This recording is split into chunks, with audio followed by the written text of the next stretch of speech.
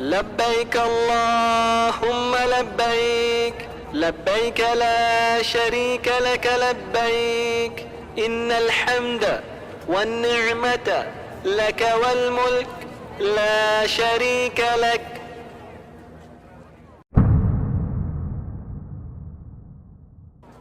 كعبات الله كعبات الله كعبات الله مدينة. بسم الله الرحمن الرحيم. الحمد لله رب العالمين، والصلاة والسلام على المبعوث رحمة للعالمين نبينا محمد وعلى آله وصحبه أجمعين.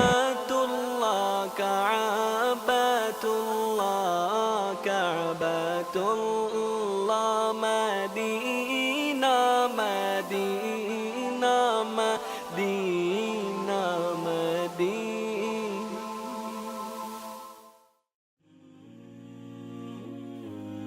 When I was informed I will be performing the pilgrimage, I had that unconditional willpower grow enough to the point that I started perfecting my salah and other du'as. Simultaneously, I was excited, but I was also put under a lot of unnecessary pressure. Obviously, I did ask to take it easy on me, but no one really understood.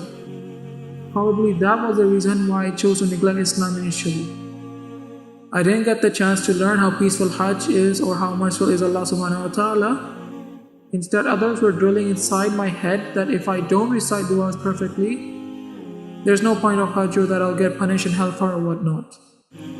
Well, we all know that Allah subhanahu wa ta'ala is just and that He cares about the effort, not the output. As Allah mentioned in the Quran, إن هذا كان لكم جزاء وكان سعيكم مشكورا. So I just tried my best without opposing other people's views. So I just kept silent. It was tough considering I still had the problem of my ego. Moving on, when I reached Masjid al-Haram, I saw the most simple yet the most elegant architecture in front of my eyes. And that's the Kaaba.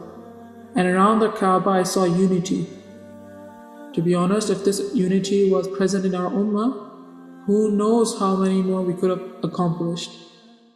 Unfortunately, we fight over small things. Do we argue so that people think we're strong, or do we argue to actually guide the people? I believe the former is mostly the case. If outsiders would see the tawaf, they would think that all of the Muslims are alienated, but no. They're actually closest to Allah than they'll ever be, more sincere as well. This was where the conquest of Mecca foretold came true, where Muhammad ﷺ achieved victory without shedding any blood, and that's the beauty of the presence of the Kaaba. Despite the battles, persecution from the Quraysh, the Kaaba never got damaged. The coolness of the Kaaba to the eyes overcame the hotness of the weather. Despite the long circumferences we had to walk, nothing felt difficult as long as we performed for Allah subhanahu wa ta'ala, and not just for selfies. After the Tawaf and the Safa and Marwa, we reached Al-Mina camp. Despite the crowded tents and hot weather, nothing annoyed me because that was the period where every pilgrim was conscious of their actions. No one really thought for themselves and actually looked out for one another. Despite my very young age compared to the rest of the pilgrims, we all still acted as one body. It reminds me of a hadith from Sahih Bukhari. Al-Nu'man ibn Bashir reported that the Messenger of Allah, peace and blessings be upon him, said, "The parable of the believers in their affection, mercy and compassion for each other is that of a body. When any limb aches, the whole body reacts with sleeplessness and fever."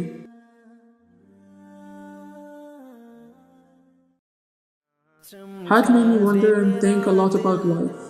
I had the urge to find out the reasons to believe in Allah and my purpose as a Muslim. Sure, I had those subjective reasons like feeling peaceful and satisfied, but there aren't enough. What would I say if someone asked me why I believe in Islam?